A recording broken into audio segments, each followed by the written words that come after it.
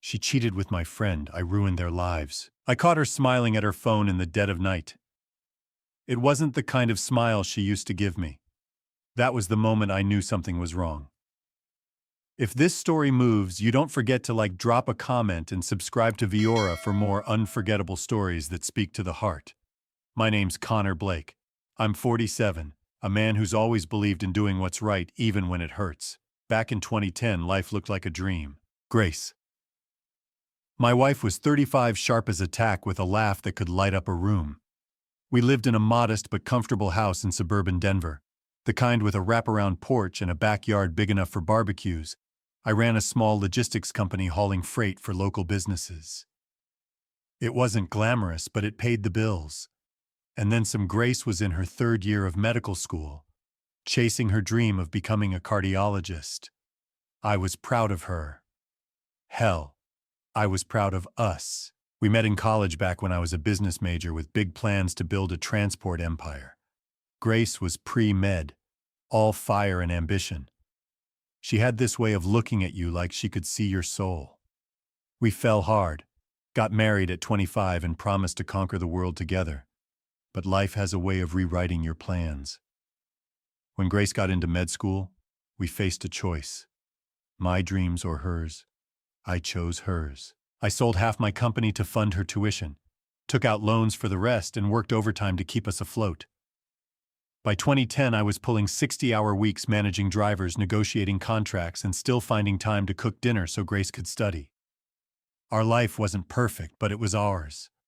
Mornings started with coffee on the porch, Grace quizzing herself on anatomy flashcards while I balanced the company books. Evenings were quieter, her buried in textbooks, me catching up on emails. We didn't have much money, but we had plans. Once she graduated, we'd pay off the loans. Maybe start a family. I could rebuild my business. Maybe even expand. It was a future worth fighting for. But cracks started showing. Grace was always stressed, which I got med school's brutal. She'd snap over small things, like me leaving dishes in the sink. She stopped laughing at my dumb jokes. Intimacy, that became a memory. She'd say she was too tired, too focused. I believed her. I told myself it was temporary. I'd watch her sleep, her face soft in the moonlight, and remind myself why I was grinding so hard for her, for us. By her final year, 2012, things got worse. She'd come home late from study groups, her phone glued to her hand. I'd ask how her day was, and she'd give me one-word answers. Fine, tired. She started locking her phone, which she'd never done before. I'm not the jealous type, but I'm not stupid. I noticed the new perfume, something expensive, not the floral stuff she used to wear. I'd find her staring out the window, lost in thought, and when I'd ask what was wrong, she'd brush me off. Nothing, Connor. Just stressed. One night I couldn't sleep. It was 2 a.m. and Grace was still up typing furiously on her laptop. I walked into the living room expecting to find her studying. Instead, she slammed the screen shut and glared at me. "Can't you knock?" she snapped. I laughed it off, but my gut twisted. Something was off. I started paying attention. Her study groups ran later. She'd take calls outside, whispering. Once I saw her delete a text before setting her phone down. I didn't want to be that guy, the paranoid husband, but the signs were piling up. Then came the night that changed everything. It was a Thursday, late fall. Rain battered the windows, the kind of storm that makes you feel like the world's closing in. Grace was at a hospital rotation. Or so she said. I was home going over payroll when my phone buzzed. A text from an unknown number. Check her email. You deserve to know. My heart stopped. I stared at the screen, the words burning into me. I didn't want to believe it, but I couldn't unsee it. Grace's laptop was on the kitchen table. She'd left it logged in a rare slip. I hesitated, my fingers hovering over the keys. This wasn't me. I trusted her. But that text. I opened her email. It took 5 seconds to find the thread. Messages to someone named Darren Phillips. Hundreds of them. My chest tightened as I scrolled. Miss you already. Can't wait for tomorrow. He doesn't suspect a thing. My hands shook. Darren. The name hit like a punch. Darren was my old college buddy, the guy who'd crashed on our couch when his startup tanked. I'd lent him money, helped him get back on his feet. Now he was emailing my wife like they were lovers. I kept reading each word. A knife. They'd been meeting for months. Hotels, coffee shops, his apartment. She'd lied about study groups, about late shifts. I saw red. But I didn't stop there. I dug deeper. Found her bank app open on her phone. Transactions I didn't recognize, cash withdrawals, charges at restaurants we'd never been to. She was spending my money on him. My company's money. The money I'd bled for to keep her in school. I shut the laptop and sat in the dark rain, hammering the roof. I wanted to scream, to smash something, but I didn't. I waited.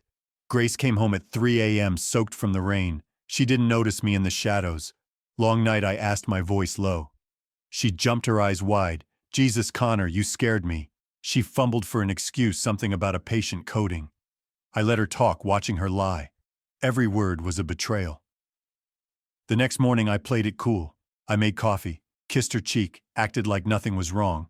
But inside, I was planning. I wasn't going to let this destroy me. If Grace and Darren thought they could play me, they were wrong. This wasn't just a betrayal. It was a declaration of war, and I was going to win. I hired a private investigator, a guy named Tom Wheeler, ex-cop with a knack for discretion. Cost me a chunk of my savings, but I needed proof. Tom didn't mess around. Within a week, he had photos, Grace and Darren at a downtown bar, her hand on his arm, his lips on her neck. He got me timestamps, receipts, even a recording of them laughing in a hotel lobby. The evidence was ironclad, but I didn't confront her. Not yet. I wanted to hit them where it hurt. I started digging into Darren. He was 46, a smooth-talking consultant who'd bounced from one failed venture to another.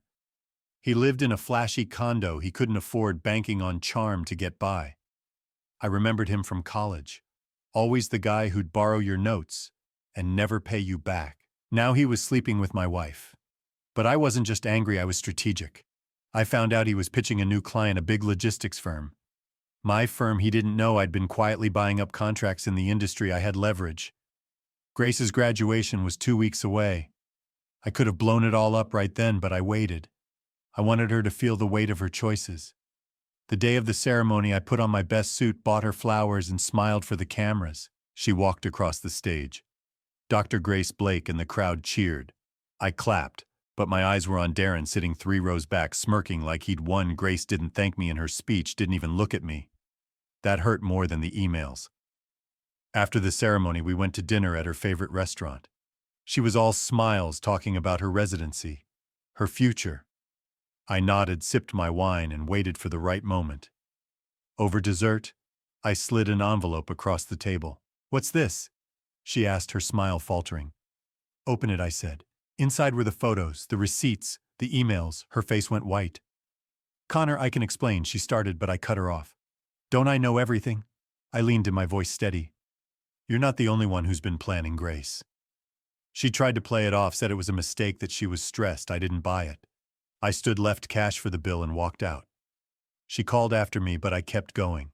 The rain had stopped and the city lights reflected off the wet pavement. I felt alive, like a weight had lifted. This wasn't the end. It was the beginning of my revenge story. Back home, I didn't sleep. I worked. I called Tom, told him to keep digging on Darren. I reached out to my lawyer, Sarah Coleman, a shark who'd handled my company's contracts for years. I wanted to know my options, divorce, assets, everything. Sarah didn't sugarcoat it. Colorado's a no-fault state, so I wouldn't get much sympathy in court, but she had ideas. We could go after Grace's medical license if there was misconduct. We could freeze our joint accounts. And Darren. His consulting gig relied on my industry connections. I could bury him. The next week, I played the long game. I acted normal, like the dinner never happened. Grace was on edge, waiting for the other shoe to drop. She didn't know I'd already moved money from our joint account to a new one, secured my company's assets, and locked her out of my business accounts. I wasn't just protecting myself, I was setting the stage. Darren's big pitch was coming up, and I'd made a few calls. His client, they were leaning toward my company instead. He didn't stand a chance. Then came the first twist. Tom called me late one night. "You're not going to believe this," he said. "Darren's not just some fling. He's been working Grace for months, maybe years." Tom had hacked into Darren's emails, don't ask me how, and found a paper trail. Darren wasn't just after Grace.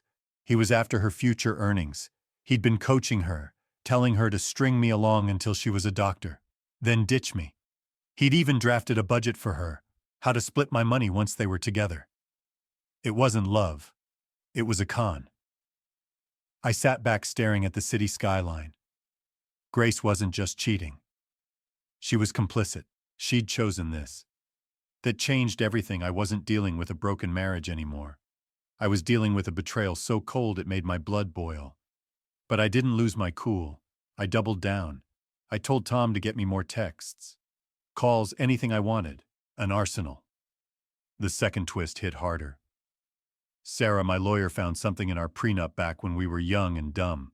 Grace had insisted on a clause if either of us cheated, the other got primary claim to our shared assets. She'd pushed for it. Said it was about trust I'd signed without thinking. Now it was my ace in the hole.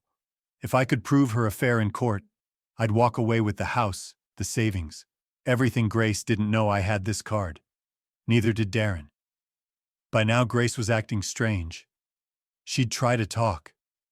Ask me what was wrong, like I was the one hiding something. I kept it short. Said I was busy with work. She didn't push. Maybe she thought I'd let it slide. Maybe she thought she'd won. She was wrong. I was building a case brick by brick, and I was about to make my first move. It happened at a charity gala, one of those black tie events Grace loved. She was there mingling with her new doctor friends, her arm looped through Darren's like they were a power couple. I showed up unannounced in a tailored suit, looking better than I had in years. Heads turned. I didn't approach them. I didn't need to. I worked the room, shaking hands with industry bigwigs, dropping hints about my company's new contracts. Darren's face when he saw me. Priceless. He knew I was coming for him. Grace cornered me by the bar, her eyes nervous. "What are you doing here, Connor?" she hissed. I smiled, calm as ice. "Supporting a good cause, you." She didn't answer. Darren joined us, his hand on her back marking territory. "Good to see you, man," he said, all teeth. I nodded. My eyes locked on his. "Enjoy it while it lasts." Darren and I walked away, leaving them rattled. That was the moment they realized I wasn't broken, I was dangerous. The gala wasn't just a flex. It was a signal. I'd spent weeks quietly pulling strings, calling in favors. Darren's client meeting was in 3 days, and I'd made sure his pitch would crash and burn. My company had undercut his rates, locked in the deal. He'd walk in confident, walk out with nothing. As for Grace, I had one last surprise. Tom had found a witness, a nurse who'd seen her and Darren together at the hospital during shifts she'd claimed to be working. The nurse was willing to talk. If I played this right, I could end her career before it started. That night, driving home, I felt the weight of it all. The betrayal, the lies, the years I'd given her. Part of me wanted to forgive her, to believe she'd come back. But the evidence was clear. Grace wasn't the woman I married. She was a stranger. And Darren, he was a parasite. This wasn't about love anymore, it was about justice. About showing them what happens when you cross a man who's got nothing left to lose.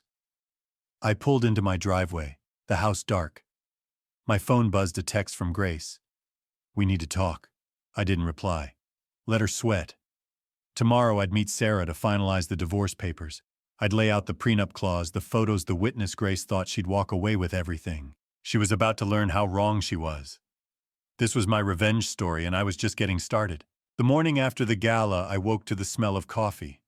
Grace was in the kitchen, her back to me, pouring a mug. She turned, her eyes puffy like she hadn't slept. "Connor, we need to talk," she said, her voice soft, almost pleading. I leaned against the counter, arms crossed my face, a mask. "So talk." She hesitated, clutching the mug like a lifeline.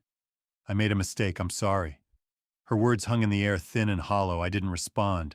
I let the silence choke her. She rambled. Stress, pressure, med school breaking her down. Darren was just a distraction. She said, "A mistake," she regretted. I watched her lips move, but all I could see were the emails, her hand on his arm, the way she'd laughed with him in that hotel lobby. "You done?" I asked, my voice low. She nodded, tears welling. I grabbed my keys and walked out. I wasn't buying her act. Not anymore. In my truck, I called Sarah, my lawyer. "File the papers," I told her. "Use the prenup clause. I want everything ready by next week." Sarah didn't miss a beat. "Got it. I'll need the witness statement and those photos. You sure you want to play hardball?" I gripped the wheel, the Denver skyline blurring past. "I'm not playing." My next stop was Tom the PI. He met me at a greasy diner off Colfax, sliding into the booth with a manila envelope. "You're going to want to see this," he said, his voice gruff. Inside were more photos. Grace and Darren, but not recent. These were from 2 years ago outside a motel in Boulder. My stomach churned. This wasn't a fling. It was a double life stretching back further than I'd imagined. "There's more," Tom said. "Darren's got a history. He's pulled this before. Targets married women, bleeds them dry. Grace isn't his first." I leaned back, the vinyl seat creaking. Darren wasn't just a sleaze, he was a predator. And Grace. She wasn't some naive victim. She'd chosen this year after year. I thought of her apology, her tears. It wasn't remorse. It was damage control. "What else you got?" I asked. Tom slid me a USB drive. "Recordings. Darren's been meeting with a guy named Victor Hayes, shady investor type. They're planning something big, and your wife's name came up. Back at my office, I plugged in the drive." The audio was grainy but clear enough, Darren's voice smooth and cocky. "Once she's practicing, we're set. Her salary, my connections, will be untouchable." Victor laughed, his voice like gravel. "And the husband," Darren chuckled. "He's a trucker. He'll take the divorce and crawl back to his rigs." My jaw clenched. They were banking on me folding. Worse, they were planning to use Grace's medical license to launder money through Victor's shell companies. This wasn't just betrayal, it was a goddamn conspiracy. I didn't confront Grace. I kept my routine work gym home. She was jumpy, watching me like I might explode. I let her squirm. Meanwhile, I worked my plan. Darren's big pitch was tomorrow, and I'd already rigged the game.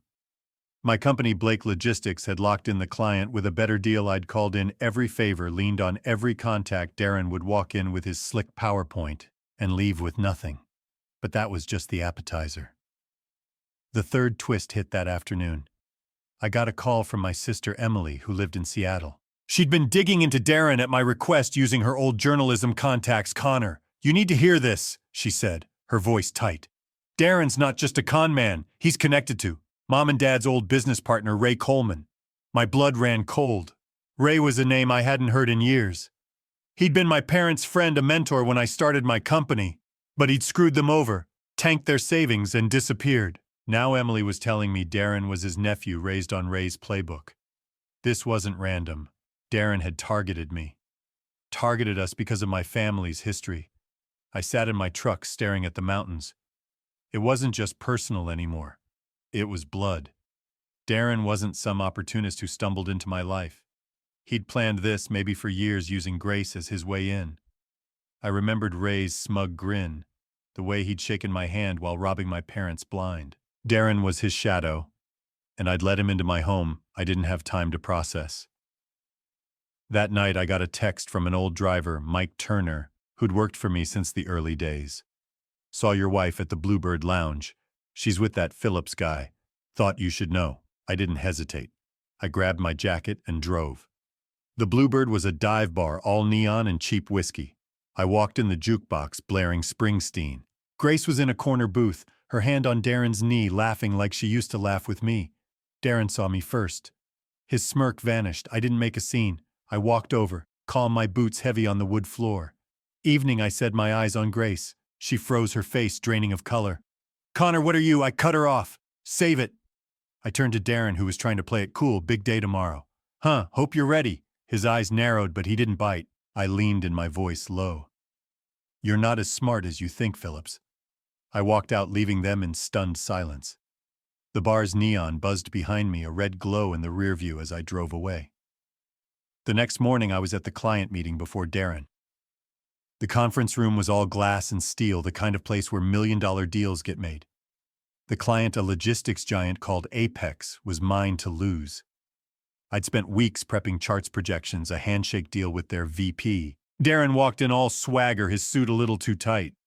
He didn't see me at first. When he did, his step faltered. I gave him a nod like we were old pals. The presentation was a bloodbath. My numbers crushed his. My reputation sealed it. Apex signed with me on the spot. Darren left with a folder full of useless slides and a face like he'd been slapped. I should have felt good, but I didn't. Winning the contract was just a piece of the puzzle. Grace was still in my house playing the remorseful wife. Darren was still out there scheming with Victor. And Ray Coleman's ghost was lurking in the background, tying it all together. I needed to end this, but I needed to be smart. One wrong move and they'd slip away. The fourth twist came from Sarah. She called me that afternoon, her voice sharp. "We've got a problem. Grace hired a lawyer. She's claiming you coerced her into the prenup." I laughed bitter. "Coerced? She wrote the damn thing?" Sarah wasn't laughing. "Her lawyer's good, Connor.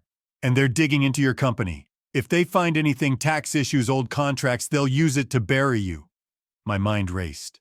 Blake Logistics was clean, but no business is perfect. A good lawyer could twist a late tax filing into fraud. Grace wasn't just fighting for her future. She was fighting dirty. I met Sarah at her office, a sleek high-rise downtown. She laid it out. Grace's lawyer was pushing for arbitration, a way to keep things quiet. If I agreed, I'd lose the prenup's leverage. If I fought, it'd go public and my company's name would be dragged through the mud. "What's your call?" Sarah asked. I stared out the window, the city sprawling below. "We fight," I said, "but we do it my way." My way meant going nuclear. I told Tom to tail Victor Hayes, Darren's investor buddy. If they were planning to use Grace's license for shady deals, I wanted proof. Tom came through 2 days later with a goldmine bank records, showing Victor funneling money through a fake medical consulting firm. Grace's name was on the paperwork. She wasn't just cheating. She was complicit in fraud. I had her. But the fifth twist stopped me cold. I got a package in the mail. No return address. Inside was a letter handwritten and a grainy photo. The letter was from Ray Coleman. "You're digging, Connor," it read. "Be careful. Some secrets cut deeper than you think."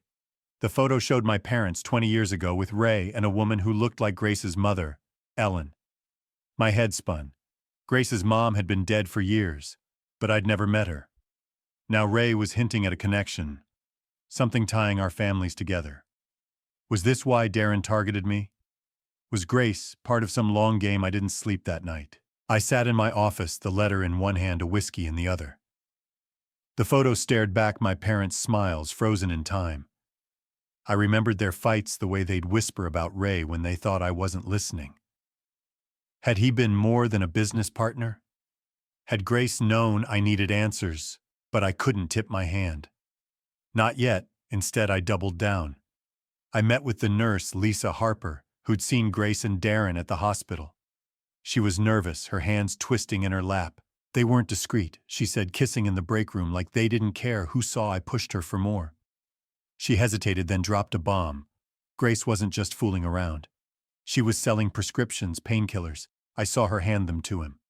My vision tunneled. Grace wasn't just a cheater or a fraud. She was a criminal. I thanked Lisa, promised to keep her name out of it. Back in my truck, I called Tom. "Find out where those pills are going," I said. "And get me everything on Ray Coleman. I want to know why he's back." Tom grunted. "You're playing with fire, Blake." I didn't care. Fire was what I needed. The next week was a blur. Grace moved out, citing space to think. She took half our furniture, leaving the house hollow. I didn't stop her. I was too busy.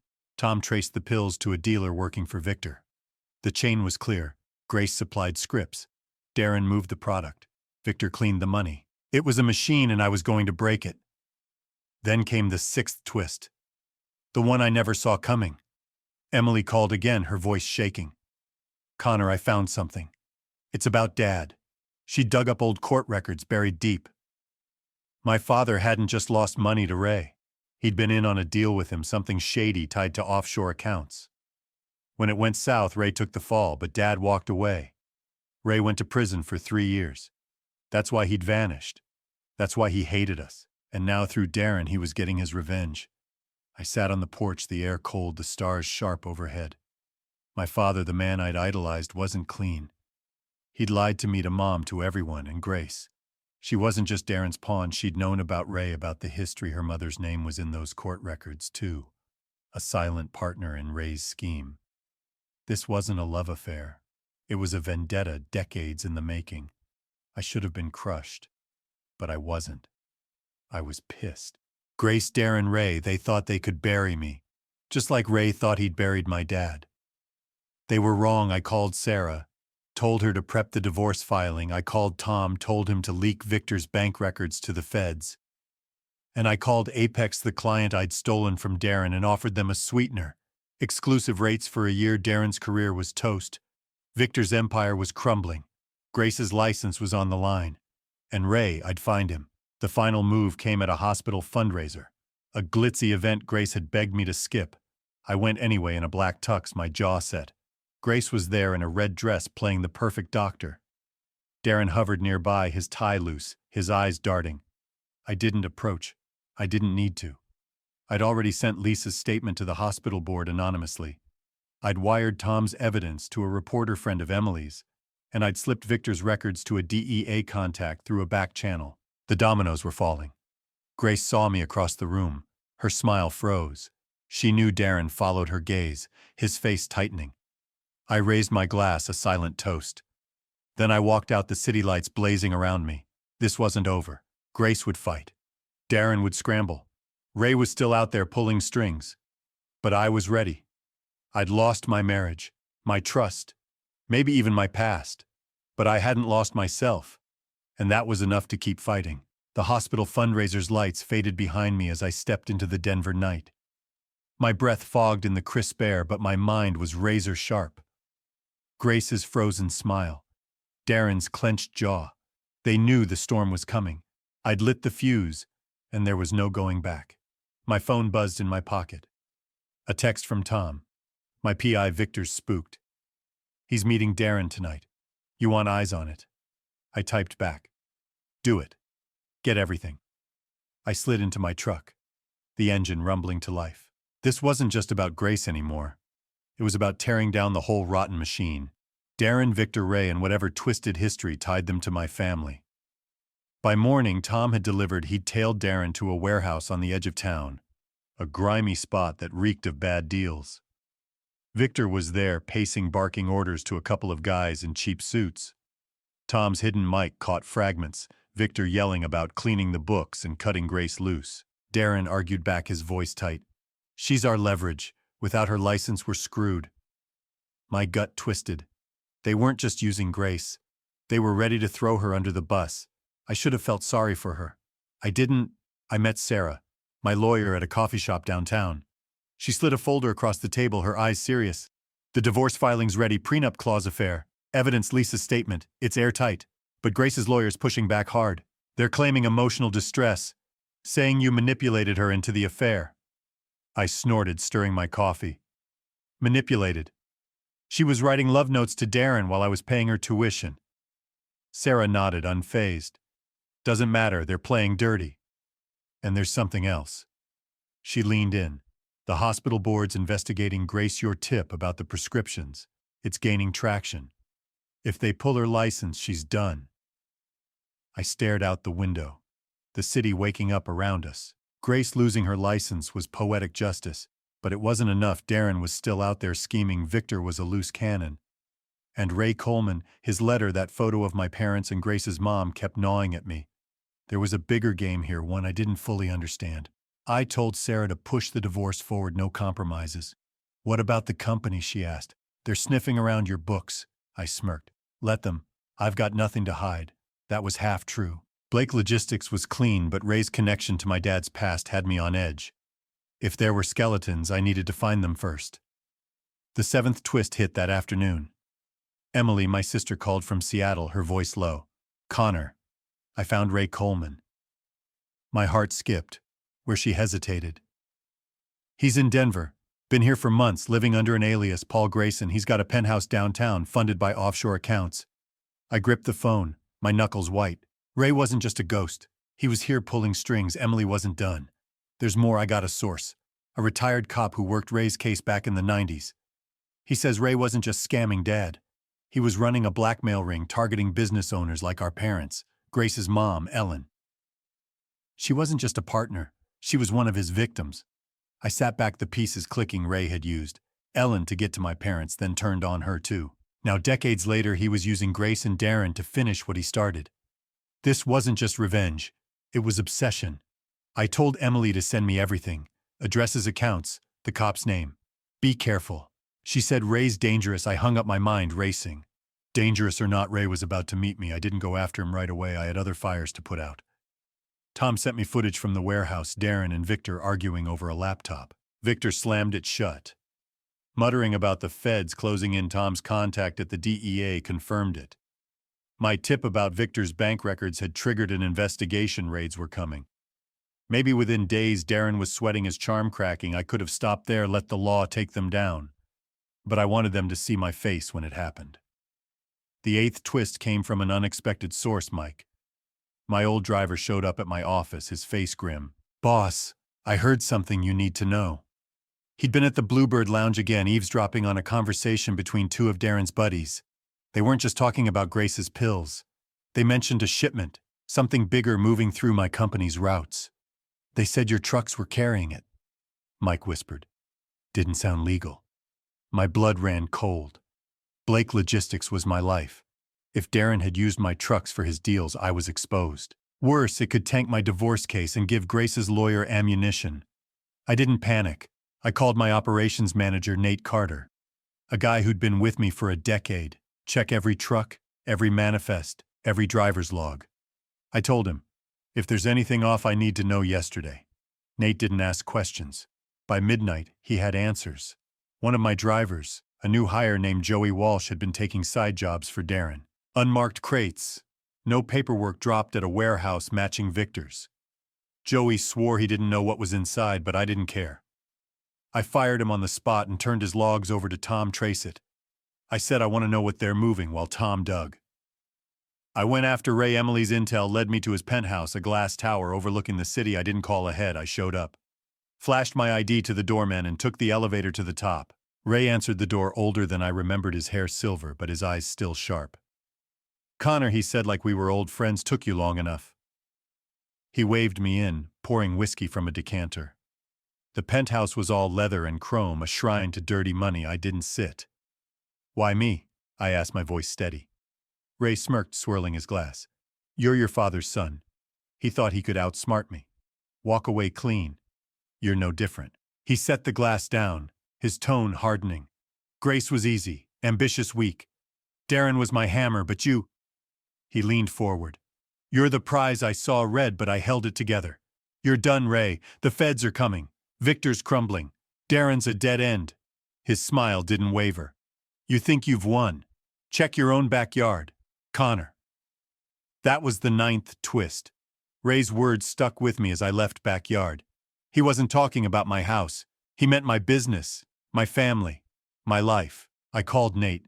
He'd found the crates in Joey's logs shipped to a storage unit in Aurora. Tom broke in that night, sending me photos, boxes of cash, fake IDs, and burner phones. No drugs, but something worse. Documents forged tying my company to Victor's shell firms. Darren hadn't just used my trucks, he'd framed me. If the feds got this, I'd go down with them. I didn't sleep, I worked. I told Nate to secure the crates, lock them in our warehouse under guard. I called Sarah, told her to prep a countersuit against Grace's lawyer alleging fraud. I sent Tom to watch Ray's penthouse in case he bolted. And I reached out to Lisa, the nurse, asking her to testify about Grace's prescriptions. She agreed, but only if I guaranteed her safety. "Darren's been asking around," she said, her voice shaky. "He knows I talked. I promised her protection." Though I wasn't sure how the 10th twist hit like a freight train, Tom called at dawn out of breath. "Ray's gone, penthouse is empty, but he left something for you." Tom sent a photo, a note pinned to the wall. "You can't outrun the past. Connor asked Grace." My heart pounded. I drove to Grace's new apartment, a sterile condo she'd rented after moving out. She opened the door, her face pale. "What do you want?" she snapped. I held up the note. "Ray left this, start talking." She tried to slam the door, but I blocked it. "Now, Grace," she broke, tears streaming. "I didn't know it was him," she sobbed. "Darren said he was just an investor, someone to help us start over. I didn't know about Ray, about your dad, about any of it. I didn't buy it. You signed Victor's papers. You sold pills. You knew." She shook her head, frantic. "Darren forced me. He said if I didn't, he'd ruin me." I stepped closer, my voice. "Ice, you ruined yourself." I left her crying. The note crumpled in my fist. Grace wasn't a victim. She was a liar, caught in her own web. The feds moved faster than I expected. That night, Victor's warehouse was raided. Tom's tip. My evidence, it worked. Victor was arrested. His shell companies exposed. Darren vanished, probably tipped off. But the crates in my warehouse, they were clean. Now I'd had Nate swap them with decoys, planting fake logs to cover my tracks. The feds found nothing tying me to Victor Blake. Logistics was safe. For now, Grace's hearing with the hospital board was the next day I didn't go. Lisa's testimony backed by my photos was enough. Grace's license was suspended pending a criminal investigation. Her career, her dream, it was over. I should have felt vindicated, but I didn't. I felt empty. Years of love, sacrifice, trust gone like smoke. The final twist came a week later. Emily found Ray again, tracked to a cabin in the Rockies. I drove up alone the road winding through pine and snow. He was waiting, sitting on the porch, a shotgun across his lap. "Knew you'd come," he said, his voice calm. I didn't flinch. "This ends now." He laughed, bitter. "You think you've won. Your dad was no saint. Neither are you." He tossed me a folder. Inside were bank records, my dad's from the 90s, offshore deposits tied to Ray's blackmail ring. Dad hadn't just walked away. He'd profited, then cut Ray out. I stared at the papers, my world tilting. Ray watched, his eyes gleaming. Grace's mom begged me to stop. I didn't. "Your dad, he didn't care. You're fighting his war, Connor." I wanted to hit him, to scream. Instead, I burned the folder in his fire pit, the flames licking the snow. "You're done, Ray. Run again and I'll find you." He didn't move. I walked away, the cabin fading in my rear view. Back in Denver, I finalized the divorce the prenup held. I kept the house, the company, most of the savings. Grace got nothing. Her lawyer's claims collapsing under the weight of evidence. Darren was still missing, but the feds were closing in. Ray was a ghost again, but I'd clipped his wings. My revenge story wasn't clean, wasn't perfect. It cost me my faith in my father, in love, in myself. But it gave me something else, clarity. I wasn't the man I was a year ago. I was harder, sharper, free. I rebuilt Blake Logistics, signed new clients, paid off the loans. I started boxing the gym's heavy bag, taking my anger. Emily moved closer, and we talked about Dad, about the truth. It hurt, but it healed. One night I got a voicemail from Grace. "I'm sorry," she whispered. "I was wrong." I deleted it. Some apologies come too late. I stood on my porch. The city quiet, the stars bright. Ray's words echoed. "You can't outrun the past." Maybe he was right, but I could face it. I could build something new. Was I wrong to burn those papers, to let Ray walk? Or was I protecting the man I'd become? Like what you heard? Hit that like button. Share your thoughts in the comments and subscribe to Viora, because the next story might just be your favorite one yet.